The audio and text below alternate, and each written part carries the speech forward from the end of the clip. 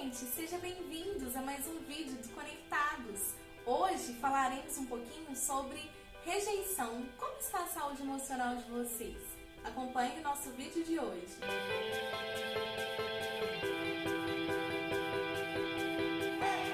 Oi gente, eu sou a Jane. Eu sou o Arnon Oliveira, estamos aqui mais uma vez. E agora, pela primeira vez, a gente está formando duplinha, né? Tcharam! Vamos falar sobre rejeição. Você sabe o que é rejeição? A rejeição é um dos sentimentos mais difíceis de lidar. É uma ferida que muitas vezes as pessoas não conseguem nomear esse desconforto que elas sentem. Algo que aconteceu na infância talvez esteja refletindo na vida adulta. É interessante a gente perceber, vou dar um exemplo para vocês. Quando a gente usa um óculos, por exemplo, um óculos colorido, seja um rosa, um óculos de grau, já muda, né? Já muda totalmente o aspecto, né? A forma com que a gente enxerga as situações. E quando a gente coloca o óculos da rejeição, a gente pega pra gente coisas que talvez o outro tá falando e que, por a gente sentir esse sentimento de rejeição, a gente acha que tudo é pra gente. Só que a gente tem que colocar o óculos na perspectiva de Deus e deixar que esse sentimento de rejeição, Deus trate em nós. É igual aquele meme, né, que o pessoal usa muito, que é quando você dá, por exemplo, o jeito que eu me olho, o jeito que minha mãe me olha, o jeito que os outros me olham. Então é mais ou menos esse meme, ele vai ilustrar o que você falou, né? Porque quando nós estamos rejeitados e não tratamos isso, ele acaba virando uma barreira. Exatamente. Então, por exemplo, um problema que vem, né, na vida de quem se sente rejeitado, que quem tem isso e não trata isso, um problema que vem, ele pode ser uma coisa pequenininha, mas como a pessoa já tem aquele problema internalizado nela, quando vem um outro problema externo, aquilo fica muito mais grave, né? Exatamente. E voltando ao assunto do óculos, Arno, acho muito interessante a gente falar sobre o óculos 3D. Não sei se vocês gostam de colocar quando vão ao cinema, mas quando a gente coloca, as coisas ampliam. Parece que tá vindo na gente, né? Principalmente aqueles filmes de guerra, pedra, chuva, super-heróis. A cadeira mexe, você voa. Exatamente. Desse jeito mesmo. Então, quando a gente coloca um óculos sobre uma perspectiva ruim, principalmente a rejeição, que é o nosso assunto, tudo que vai ser lançado ou tudo que vai ser falado, a gente vai ter essa amplitude da rejeição. Vai ficar tão grande que a gente vai achar que tudo é pra gente. E aí, gente, você pode falar até melhor do que eu sobre isso. Eu acho que uma situação, uma cena que agrava ainda mais a rejeição, que a gente comentou agora aqui, que ela pode vir na fase infantil, né? E, se não tratado, refletir, né? Na fase adulta. E aí tem uma cena ainda pior, que é se a pessoa tem qualquer outro tipo de problema, seja independente da fase, né? E aí ela não trata esse problema, continua com esse problema até na fase adulta, e na fase adulta ela sofre a rejeição. Ou seja, dois problemas não resolvidos, agravando muito mais a situação da pessoa. Parabéns, filhão! Passa na frente, bate aqui! Ter filho é uma bênção. Bem, eu até quero parafrasear uma frase, Arnon, que faz todo sentido isso que você falou. Quem sofre com a rejeição pode interpretar tudo o que acontece ao seu redor por meio do filtro da sua ferida, se sentindo rejeitado em situações em que, na verdade, não é. Essa é a Cristiane, doutora em Psicologia e Desenvolvimento Humano. Ou seja, aquilo que a gente já falou do óculos, né, da perspectiva. Se a pessoa coloca o óculos da rejeição, tudo que for falado e que não foi tratado, na fase adulta, a tendência é piorar. Gente, eu falei que ela pode falar melhor do que eu, porque ela é uma psicóloga em ascensão, tá? Eu tô na área de comunicação, então eu tô aqui só dando um suporte aqui hoje, tá? E até legal, Arnon, eu falar um pouquinho das minhas experiências de rejeição. Quando eu era criança, eu tinha algumas amigas mais velhas e elas saíam entre elas e eu não podia ir, né? Por questão da minha idade. E eu ficava, gente, assim, me sentindo mesmo rejeitada por não poder participar daquele grupo de amigas naquele momento, naquelas saídas. E no meu grupo de colegas também, na escola, quantas vezes, né, que às vezes uma discussãozinha boba, as meninas já me isolavam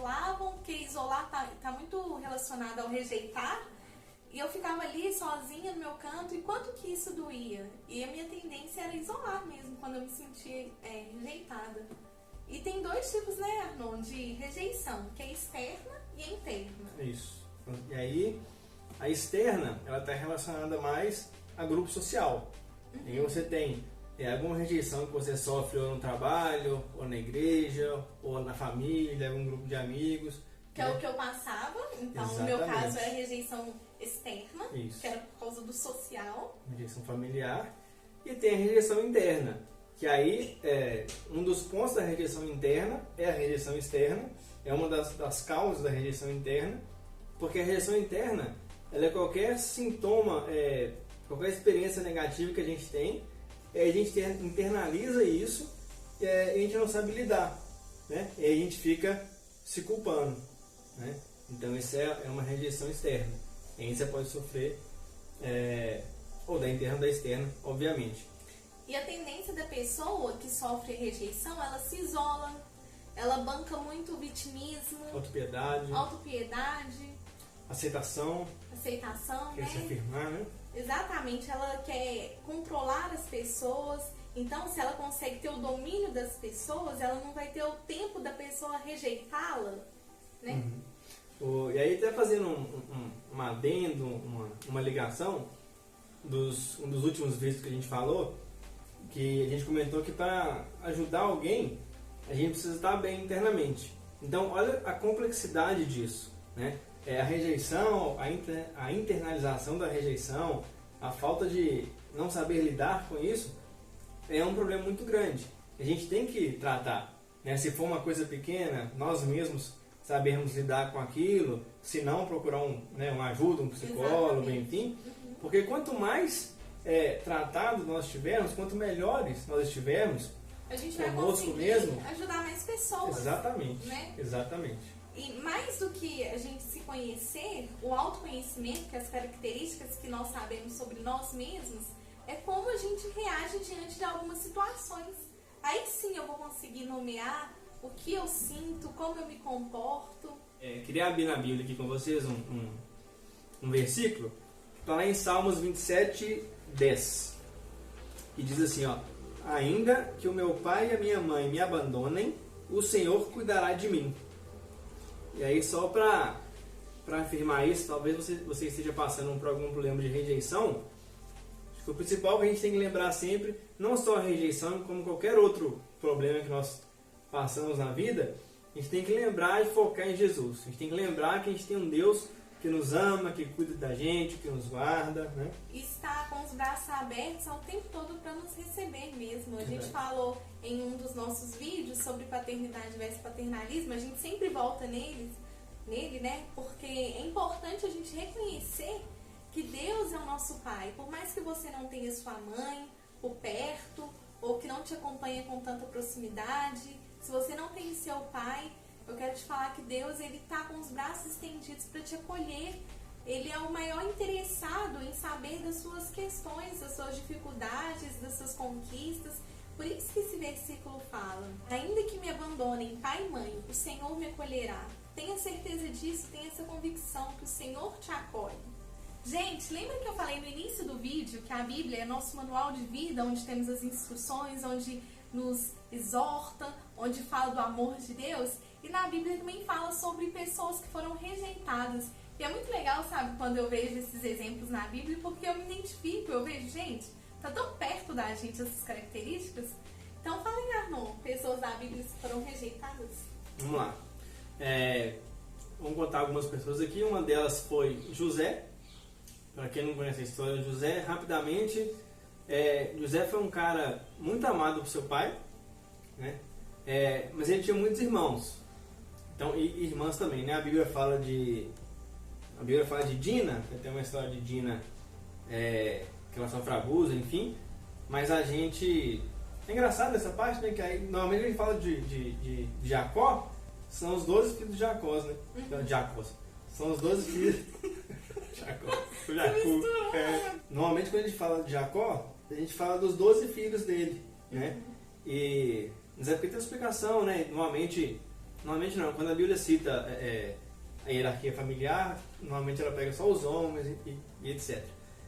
E também da família de Jacó que veio as 12 tribos de Israel. Então, normalmente quando a gente fala de Jacó, a gente lembra dos 12 filhos homens. Mas a Bíblia cita Diná e muito provavelmente, naquela época, como ainda se viviam mais de 100 anos, né, provavelmente, eu tento fazer muito filho, né? Criar muita coisa. E provavelmente ele tinha mais filhos, mas enfim. José, então, ele vivia rodeado de muitos filhos, de muitos irmãos. E aí a gente já imagina, então, as discussões familiares, as brigas familiares. Só que o José ele sofreu uma rejeição familiar muito grande. E se eu não me engano, José era o filho caçula, era o mais novo de todos os filhos, que a Bíblia cita de Jacó. Então, talvez por isso, por ser o mais novinho, o Jacó amava mais José, ou tinha um carinho, né, maior por ele, e seus irmãos tinham inveja. E aí foi um dos motivos, já na frente da história de José, a gente vê que os irmãos dele discutem e quase que decidem por matá-lo, e aí de última hora acabam vendendo ele. Então ele sofre essa rejeição dos irmãos, não sentiram inveja dele, não vou falar não gostaram, mas sentiram inveja, e aí chegaram a ponto de vender ele. O pai dele, por mais que amasse ele, e aí não só o pai, mas os irmãos também, ninguém confiava nos sonhos que José tinha, que José naquela época, desde novo, ele já tinha sonhos que as pessoas iam se ajoelhar, que ele ia ter algum lugar de comandante. E aí, mesmo assim, as pessoas também não confiavam nele, falavam que eram sonhos aleatórios.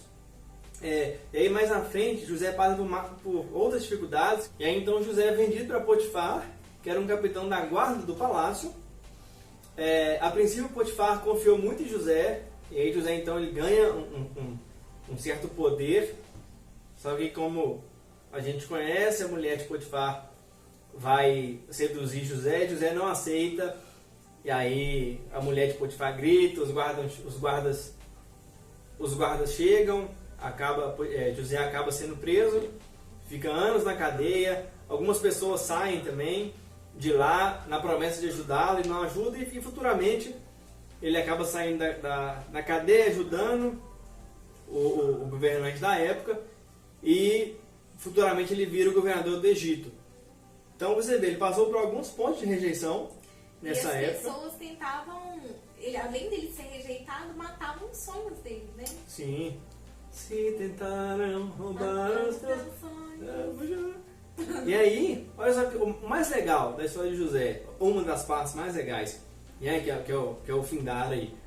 O José, na época, ele está em posição de governador, dado uma época, ele está tendo problema de alimentação, enfim, e aí ele encontra com a família dele e ele tem a chance de se vingar. Ele encontra com os irmãos dele, não a família toda, e ele tem a chance de se vingar dos irmãos dele, e ele não faz isso. E aí José, ele poderia ter feito a vingança dele com os irmãos, não faz, né? Na época, no momento, né, ele segura um dos irmãos dele, e ele pede que o resto dos irmãos volte para casa, traga o resto da família, para ele poder liberar então o mais velho. Aí tem um encontro familiar, enfim, rola todo o perdão. Então. E aí é interessante a gente pontuar na história de José é o seguinte: primeiro, ele não faz essa vingança com os irmãos dele, ele foi muito rejeitado pelos próprios irmãos, e aí quando o jogo vira, ele não faz o ato de vingança que ele poderia fazer, né? Como a gente vê muita gente fazendo. Acontece algum problema com a gente espera... Já quer fazer justiça, né? Exatamente, já quer ter a vingança, e a gente fica todo feliz quando faz... Quer dizer, né? E quem faz isso, né? Fica feliz. Eu não faço, ela não faz. O Matusa aqui não faz, gente. Matusa, gente, é o nosso apoio, tá? É o cara que faz as filmagens, ele é o fera nosso, é o Matusa. Então, a gente pode pegar alguns pontos interessantes da história de José. O primeiro ponto é esse, que ele não fez... Apesar de ser muito rejeitado durante a história dele, ele não faz vingança com os irmãos, ele poderia fazer, né? E o segundo ponto é que, apesar de todos os problemas, ele não esqueceu de Deus, ele não esqueceu das promessas que Deus fez para ele. E aí ele seguiu firme e segue toda a história aí de José, né? E falando em seguir firme, eu acho muito legal, a gente tem um outro exemplo, que é Davi. Davi, ele foi rejeitado pelo seu pai, olha só, por uma pessoa que estava dentro da sua casa. Vamos ilustrar isso que eu estou falando. No início da história de Davi, ele foi rejeitado pelo próprio pai, que nem o considerou como possibilidade para ser ungido como rei. Mesmo desacreditado e ridicularizado por todos, Davi, ele venceu Golias. Olha que interessante. Davi, ele vence Golias. Davi, ele foi um homem considerado segundo o coração de Deus. Pensa só. Isso também me faz pensar que muitas vezes nós temos a tendência de afastar de Deus quando a gente erra, quando a gente, comete algum deslize. Só que Davi, ele é um exemplo que mesmo errando, ele se chegou a Deus. Como a palavra diz também, chegai-vos a Deus e ele chegará a vós. Então, assim, mesmo em uma situação de rejeição, nós temos que nos achegar a Deus, que Ele escuta a nossa voz, Ele escuta a nossa oração. Voltando, Davi vence Golias. Mais tarde, Davi foi rejeitado pelo rei Saul. O rei Saul achou que Davi não tinha possibilidade de assumir um reinado.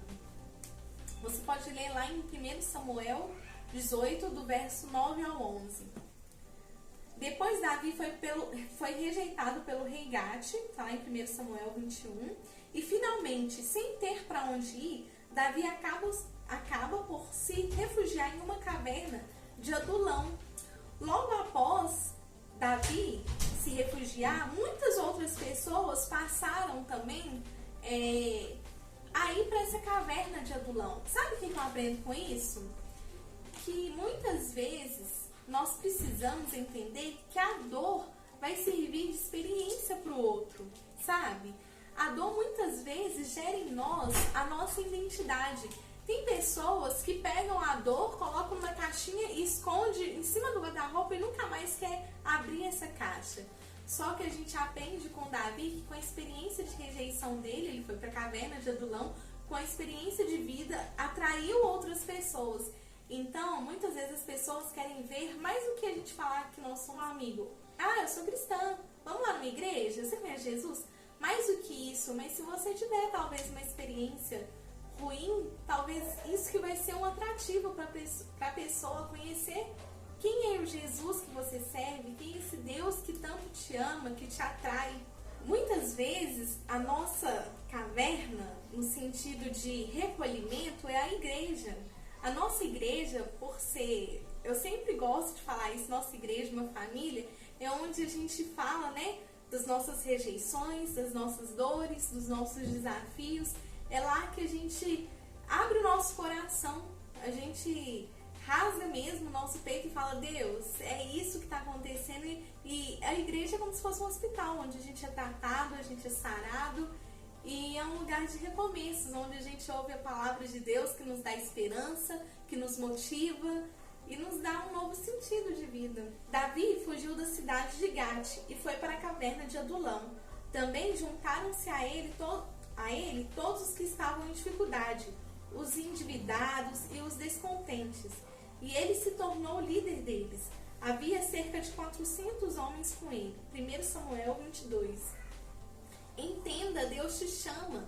Se você tem esse chamado, sente que você pode. Nós somos líderes porque influenciamos pessoas. Talvez com a sua experiência ruim, não tão boa, vai ser, igual eu falei, o que vai atrair as pessoas até você. Entenda, Deus te criou para reinar e influenciar. Vou parafrasear também uma frase do pastor Fabiano Ribeiro, que diz assim: nada que você tenha feito ou que as pessoas tenham feito contra você pode te afastar do seu destino em Jesus.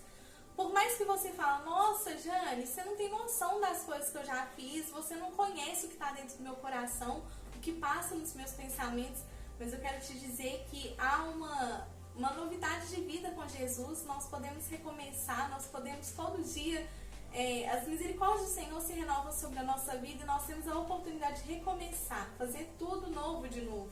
A gente quer fechar a mensagem que a gente quer que vocês levem, tudo aquilo que a gente falou hoje sobre a rejeição e sobre outros problemas também que nós passamos aqui durante o período aqui na Terra, que Deus, Ele sempre está pronto, de braços abertos para a gente, para nos acolher. Deus nos ama, Deus sempre cuida de nós, Ele sempre se importa conosco. Então, independente do problema que você está passando, lembre-se disso. Se é problema familiar, se é problema no trabalho, com um amigo, independente do nível do problema, pequeno ou grande, não desista, tenha forças, tenha esperança, porque nós temos um Deus que luta por nós 24 horas, 24 horas. Então não se esqueça disso, não se esqueça. Se você está em casa agora muito cansado, principalmente por esse período aí que nós estamos vivendo de dificuldades, talvez você possa estar ou desempregado ou desanimado, não desista. A gente costuma falar que, tem uma frase famosa, eu me esqueci agora o autor, mas ele fala que ele já leu o livro todo nosso e no final nós vencemos. Ele está se referindo na Bíblia. A história final da Bíblia nós já vencemos. A nossa história já está escrita, Jesus escreveu tudo isso e no final nós já ganhamos os jogos. Então não se preocupe, porque Deus traçou o melhor. Nós passamos por circunstâncias ruins, negativas. A nossa vida ela tem oscilações sim, mas não se preocupe, porque Deus está no controle. Amém. Talvez você se identificou com a história de José, onde você compartilhou seus sonhos e as pessoas rejeitaram ou falaram mal, que você não ia conseguir. Talvez você teve a experiência que a Lia teve, de ter um amor, de sonhar em um casamento, alguém que retribuísse, fosse sincero, né? Esse carinho, esse afeto. Ou talvez você passou por alguma situação paterna, materna e se sentiu rejeitado, ou até mesmo de amigos. Eu quero te falar que você pode falar para Deus, você pode abrir o seu coração, se entregue, porque o Senhor é fiel, Ele limpa as nossas feridas, Ele cura as feridas do nosso coração. É isso aí, pessoal, terminamos então mais um vídeo com muito sucesso. Bate aqui, hi-fi. Não esqueça, rapidinho, dá aquele tapa no like, no joinha, assina o sininho aí, as notificações, para você não perder mais nada do que está rolando aqui no YouTube. Compartilhe. Compartilha, curte, comenta, fala com seus amigos, segue o canal do YouTube Novo Alvorecer Online. Lá tem vídeo nosso, tem vídeo de outros pastores, de outros cultos que nós estamos fazendo. Recadinho especial para os irmãos da nossa igreja e para quem quiser nos visitar. A nossa igreja voltou a ter os cultos presenciais, com limitação, com todas as restrições que precisam, higienização, máscara, enfim. Mas nós voltamos. Então, para os membros que ainda não estão avisados, depois procure o nosso pastor Júnior Félix. Vai ter culto agora domingo, eu não sei se já fechou as vagas para irem no culto de domingo, porque nós reduzimos, mas se você tem interesse, depois dá uma chamadinha nele lá, para ver se ainda tem vaga. Para quem estava com vontade nesse período aí, ficou nos conhecendo e quiser nos visitar, também dá um oi pra gente, que a gente dá um jeito de arrumar uma vaguinha e colocar vocês lá. Siga nas redes sociais, conectados no Instagram e Novo Alvorecer também no Instagram e Facebook. Um abraço, um beijo, até a próxima, tchau, tchau.